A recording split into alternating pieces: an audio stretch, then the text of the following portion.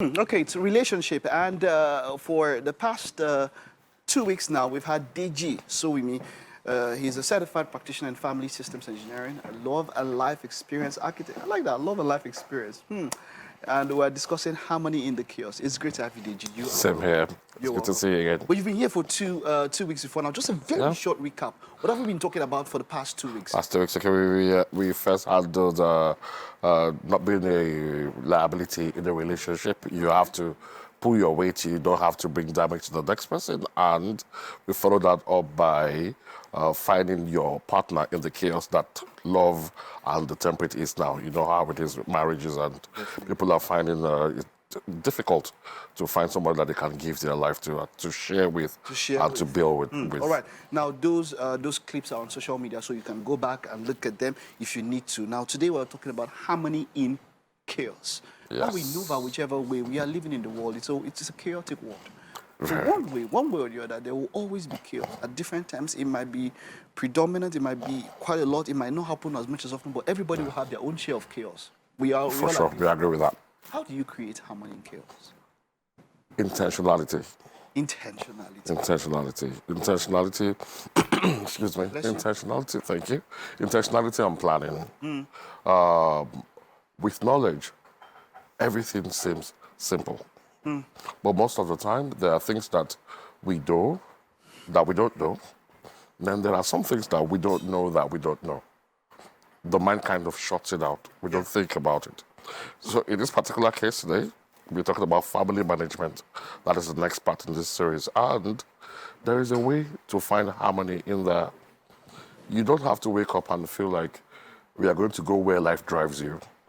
It's about, okay, we are together now. What is our life? What are the vitals? And how do we run it? Let's take, if for instance, we are married. Okay, we are married. What is going to be our life? There are going to be bills. The refuse must be taken out. The clothes must be washed. They must be ironed. The house must be swept. Food must be made. So many things to do in the home. How do we do it? We sit down, we have a plan. And we have a plan. So I like what you said at one point, that you don't just wake up and allow, you stir the ship. You stir the ship. Stand up and, you pull it away. You don't just allow. But that's the thing. A lot of people go through life just, floating and wading and just allowing circumstances. How dangerous is that, not stirring the ship? How dangerous is it? Because at times, we can let people know how, if they don't do this, what are the dangers of just letting things, as they come? It is extremely dangerous because it's not good for your own mind. If you don't go out of your house with a good frame of mind, there's a possibility that your day is terrible. It's like going to those older movies that we watch in Hollywood, and you go to the herbalist, and so then you come crestfallen, your life is 6s and 7s, points out of your head. It's a serious thing for you. But the man who can go through divination and find the root of your issue says, oh, don't worry, it's easy, just do this. And you're like, oh no, it's serious, it's more than that. He has the knowledge. So it is simple for him. You don't. That is it. Short and simple. So rather than kill your partner with work, with domestic slavery, so to speak, with lack of direction, if you know what to do, sit down and plan it, then we can share it within both of us. How about the point where you have people that say that there are some specific rules and duties for a specific gender? Okay. Like you mentioned, now there are things that need to be done around the house, and the man is the kind of person that's like, anything about the kitchen, everything about cleaning, I don't do it. All right.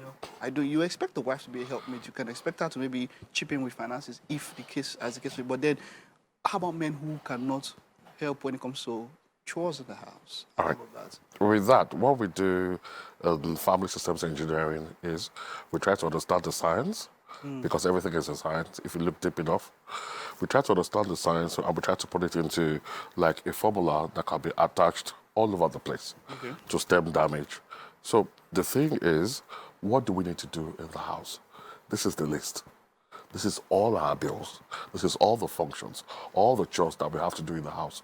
How do we share it? How do we share it? It's because we have a saying, nothing must die in you for me to live, and vice versa. In your mind, you are valid. You are the best thing since toast bread. Same thing for me as well. So if you say you love me, love carries no pain, love carries no hurt, no domination, no oppression. So your actions and your words must align. So if we sit down and we go out at it together, we look at our time, what can we do, what can't we do, then whatever we can do, we do. Division of labor, whatever we can do, we outsource. Simple. But we plan it to do. We outsource. Well, okay, now, but plan it the together. issue now is it can be chaotic when it's hard to come to an agreement. Because now you're talking about outsourcing. Now I know people that they have the capability to outsource. To They say, "Look, outsource. you must do it." Because they don't have the right mindset, they don't have the right knowledge. So in and that they kind of don't have- situation where they don't seem to agree Yeah. on how to go about this this case and all of that, and the rift starts happening. What do you advise? It's the mindset. It's the mindset for me. If you have a headache, what do? You go diagnosis and medication and all of Yeah, that. you don't do self-medication, right? And you go to the exact professional. Yeah. Just you don't go to the veterinary doctor. You go to a medical doctor. Exactly. And if it's your child, you go to the pediatrics. Yeah. So you don't have the knowledge about marriage. You've not been married before. They will only go to your wedding ceremony. It will be big. After that, people just back off. Nobody tells you what to expect. So naturally, what do?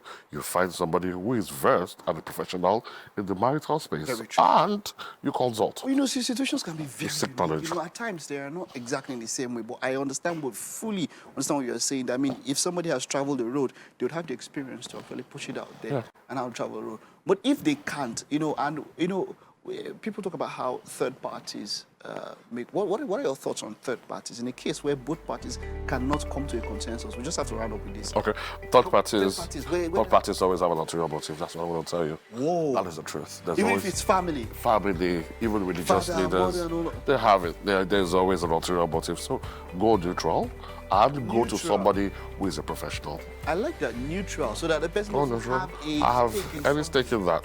Go neutral, go professional. I like that. It's I always like cheaper. I like that. All right, thank you very much. Thank you very much for your time. For this Yeah. one, right? So yeah, that's it. Managing, of course, harmony in chaos. So we'll take a time and I'll stay with us. The first half is done. We'll be back on the other side.